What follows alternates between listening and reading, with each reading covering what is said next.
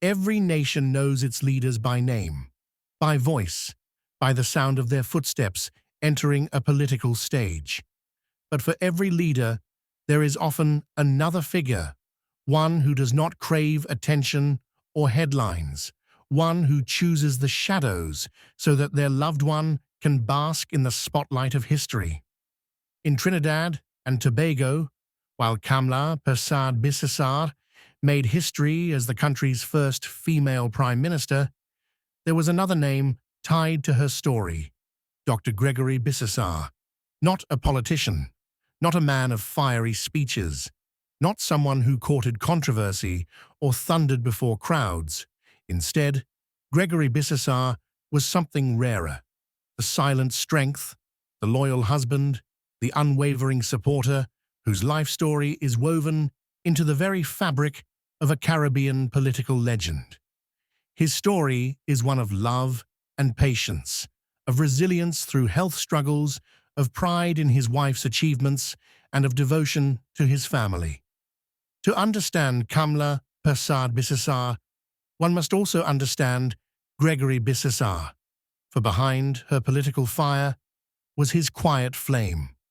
Gregory Bissessar's beginnings were humble. He was not born into privilege or political dynasties.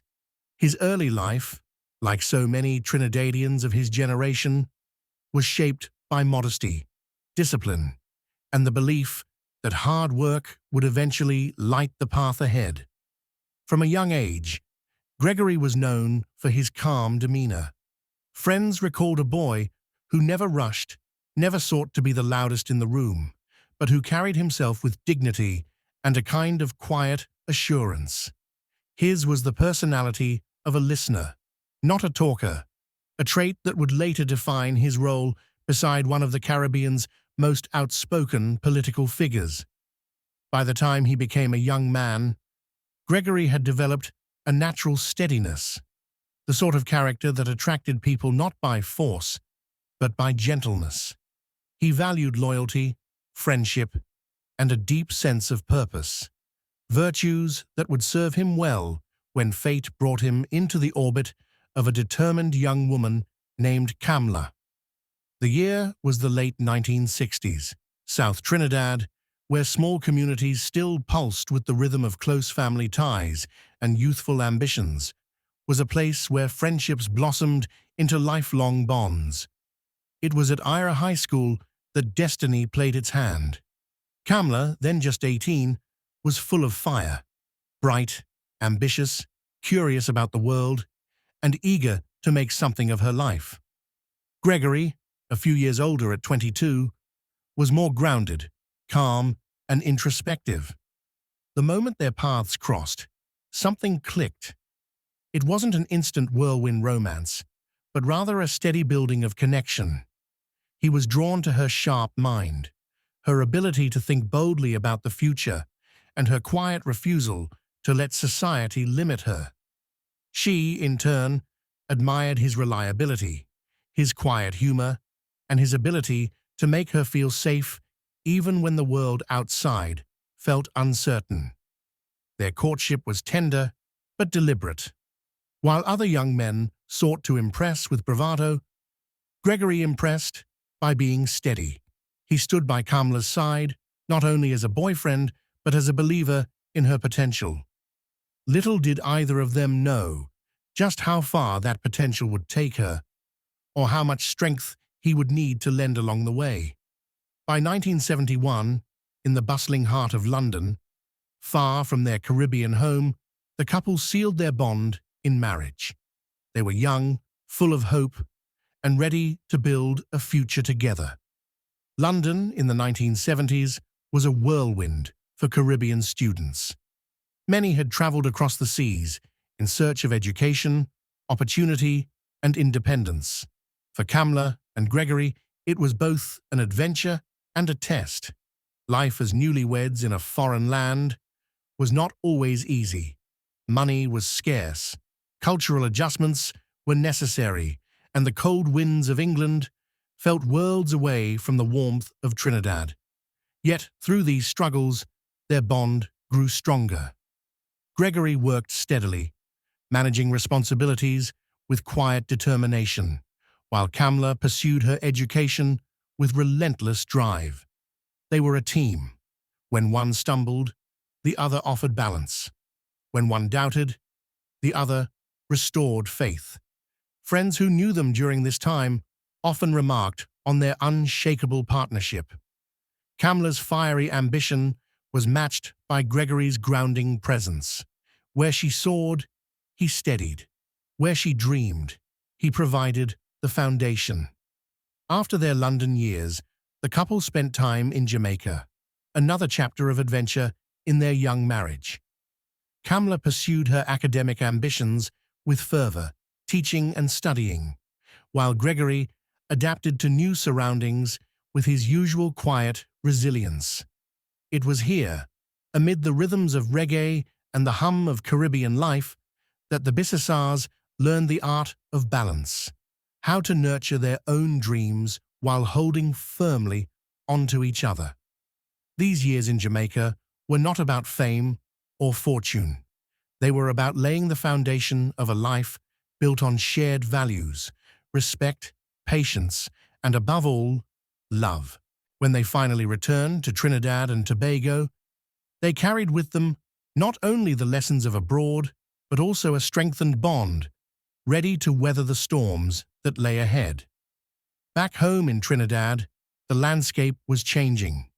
The nation was growing, politics was evolving, and opportunities for women were beginning to expand. Kamla entered the world of politics, a decision that would forever alter the course of their lives. For Gregory, this was a moment of choice. He could resist the spotlight that would inevitably fall on their family, or he could embrace his role as the silent supporter. He chose the latter. When asked years later about his wife's rise to political power, Gregory gave a simple, profound answer. The girl has potential. It was not a boast. It was not even surprise. It was a matter-of-fact recognition that the woman he had loved since she was 18 was destined for greatness.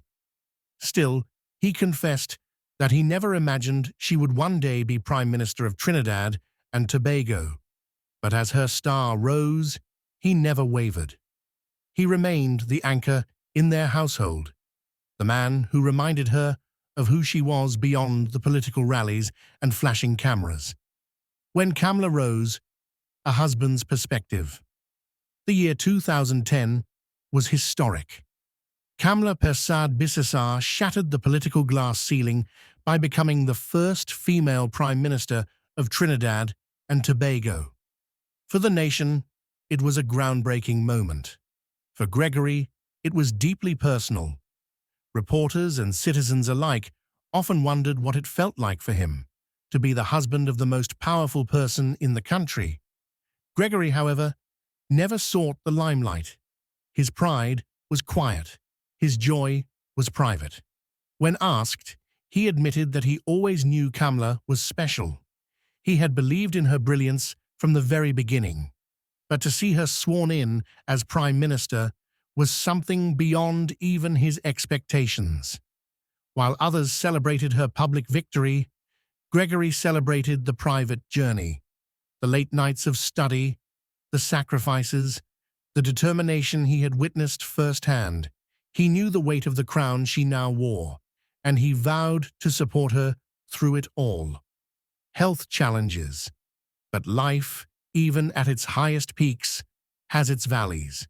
For Gregory, those valleys came in the form of serious health challenges.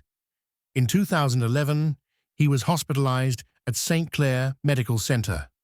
What began as chest discomfort led to the discovery that his heart needed urgent care. Doctors performed angioplasty and later a triple bypass surgery. The procedure cost a staggering 150,000 Trinidad and Tobago dollars, but the true price was emotional. The fear of losing the man who had been Kamla's rock. Through it all, she was by his side. Though she was Prime Minister, with an entire nation demanding her attention, Kamla spent those tense days and nights caring for her husband. In press briefings, she spoke not as a politician, but as a wife, grateful for his recovery, relieved at his resilience. Gregory's survival was not just a personal victory. It was a reminder of the fragility of life and of the love that had bound them since those teenage years at Aya High School. Whiplash and resilience. Recent trials. Even in later years, trials did not spare him. In April 2025, tragedy nearly struck again when the couple was involved in a vehicular accident while traveling to a political event. Their car was struck, and Gregory suffered whiplash. For days, he could not lift his head without pain. Yet from his hospital bed, his spirit remained unbroken. "I'm there with love and support," he insisted, even as doctors urged him to rest. On the campaign stage, Kamla sent a public message to her husband. "Get well soon, Greg." The gift of love. It was a rare glimpse into their personal bond, a reminder that behind the political speeches and public battles lay a marriage built on tenderness and mutual devotion. Family life, fatherhood, and grandfatherhood. Away from the public eye, Gregory cherished the simpler roles, father and grandfather. He and Kamla raised their son Christian, nurturing him with the same values of humility and resilience that defined their own lives. Later, the arrival of a grandson, Cristiano, added new joy to their family. Gregory adored his grandson. In him, he saw both the continuation of legacy and the innocent reminder of life's blessings. Whether or not the cameras were watching, Gregory was always most at peace when surrounded by family, sharing meals, laughter, and the quiet love of 3 generations. Gregory's legacy, the power of support. It is not found in political speeches or public monuments. It is found in the strength of a woman who made history, and the man who gave her the freedom to chase that destiny. He is her husband, her confidant, her quiet supporter, and her greatest champion. He is a father and grandfather, a man who endured illness and injury, but never allowed life's blows to steal his dignity or his devotion. Please subscribe